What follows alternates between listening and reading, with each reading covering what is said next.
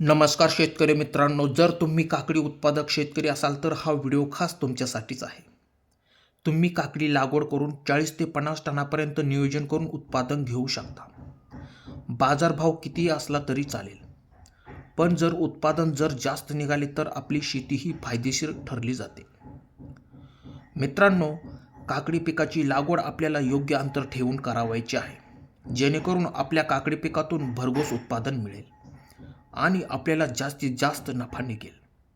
अंतर किती ठेवायचे व बेड कशा प्रकारे करावायचे, त्यामध्ये कोणकोणती खते द्यावायची, त्यानंतर सर्वात महत्त्वाचे म्हणजे वाणाची निवड योग्य करणे खूप महत्त्वाचे असते.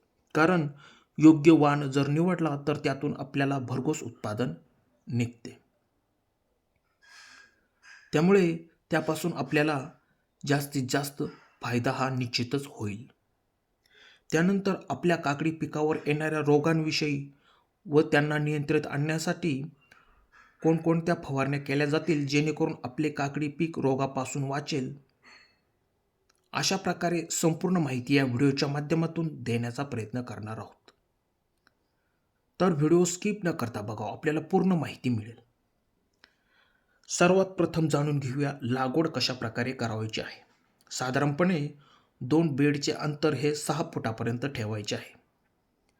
सर्वात महत्त्वाचे म्हणजे वेलवर्गीय पिकांना आपल्याला बेडवरतीच लागवड करावायची आहे. मित्रांनो, बेडवरती लागवड केल्यावर वेलवर्गीय पिकांची वाढ जोमाने होते आणि उत्पादनही मोठ्या प्रमाणात मिळते. साधारणपणे बेड हा 3 फुटाचा असावा. त्यानंतर मित्रांनो, आपण खताचे नियोजन कशा प्रकारे करावायचे हे बघणार आहोत. खताचे नियोजन करताना खते ही बेडवरतीच आपल्याला टाकावायची आहेत. त्यामध्ये साधारणपणे MOP पोटॅश 50 किलो आणि DAP 100 किलो म्हणजेच 2 बॅगा 1 एकरसाठी घेऊ शकता. किंवा त्यानंतर पर्यायी म्हणून तुम्ही 10-26-26 याच्या 2 बॅगा म्हणजेच 100 किलो आणि सल्फर 10 किलो या रासायनिक खतांबरोबरच आपल्याला सेंद्रिय खतांचा पण या ठिकाणी वापर करावायचा आहे. मित्रांनो, त्यामध्ये तुम्ही चांगले कुजलेले शेणखत 5 ते 6 टन बेड भरण्याच्या वेळेस आपल्याला त्या ठिकाणी टाकावायचे आहेत. मित्रांनो, रासायनिक खतांऐवजी तुम्ही जर सेंद्रिय खत जास्त टाकले तर ते खूप फायदेशीर ठरू शकते. परंतु बेडवरती आपल्याला म्हणजे मल्चिंग पेपर हा चांगल्या क्वालिटीचा टाकून घ्यावायचा आहे. त्यानंतर 2 रोपांमधील अंतर हे 1.5 फूट ठेवायचे आहे. बेडवर साधारणपणे 2 ओळी तयार करावायच्या आहेत. त्यामध्ये तुम्ही झिगझॅग पद्धतीने 1.5 फूट अंतर ठेवून लागवड करावायची आहे.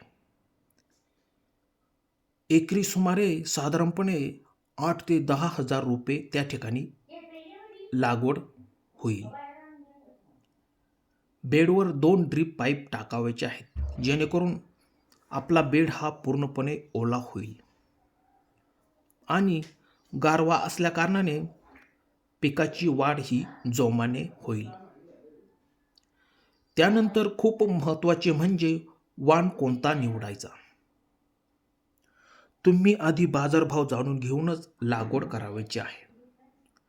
तुम्ही बघतच असाल, काकडी ही बाजारात वर्षभर बघायला मिळते, तेव्हा काकडीला मागणी खूपच असते.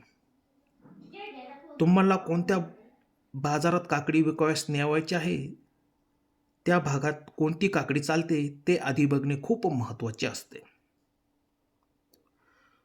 तुम्ही एक पिवळसर काटेरी पण लांबीने छोटी असणारी जातीचा विचार करू शकता. तर काही डार्क ग्रीन जी काही काकडी आहे, जी महाराष्ट्राच्या बाहेर डार्क ग्रीन काकडीला जास्तीत जास्त बाजारभाव असतो. तर या ठिकाणी आपण ज्या टॉपच्या व्हरायटी काकडीच्या आहेत त्या बघणार आहोत. त्यामध्ये तुम्ही शायनी, चित्रा अशा अनेक वेगवेगळ्या जातींची तुम्ही निवड करू शकता. परंतु लागवड करताना बीची लागवड करायची की रोपाची लागवड करायची.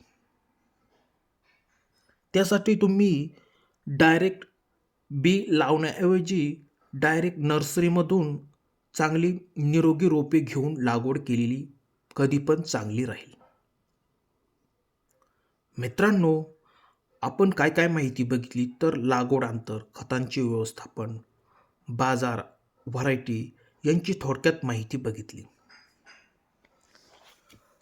परंतु तुम्ही काकडीची रोपे लावली असेल आणि ती साधारणपणे 20 ते 25 दिवसांची झालेली असेल तर आपण त्यांना ड्रिपद्वारे विद्राव्य खतांचा या ठिकाणी वापर करावा. तर तुम्ही 20 ते 25 दिवसांच्या काकडीला 15-15-15 प्रति एकरासाठी 5 किलो ड्रिपने सोडू शकता.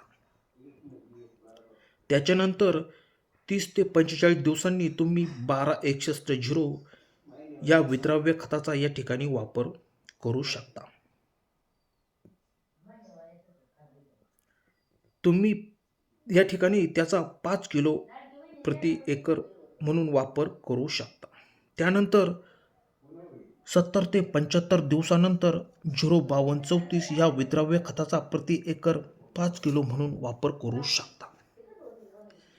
त्याच्यानंतर 80 ते 100 दिवसानंतर तुम्ही 05234 या विद्राव्य खताचा वापर करू शकता. मित्रांनो, हे झाले विद्राव्य खतांविषयी.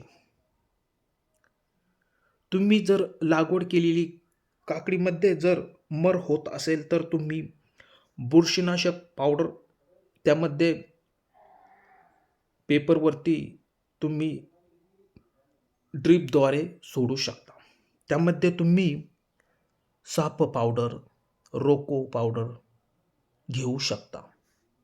या पावडरीने मर रोगास आळा बसतो आणि आपले पीक हे जोमाने वाढते. त्यानंतर मित्रांनो, ही झाली सर्व काकडी लागवडीविषयी माहिती. तर तुम्हाला व्हिडिओ कसा वाटला?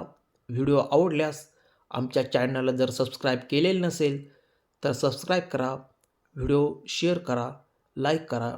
धन्यवाद शेतकरी मित्रांनो.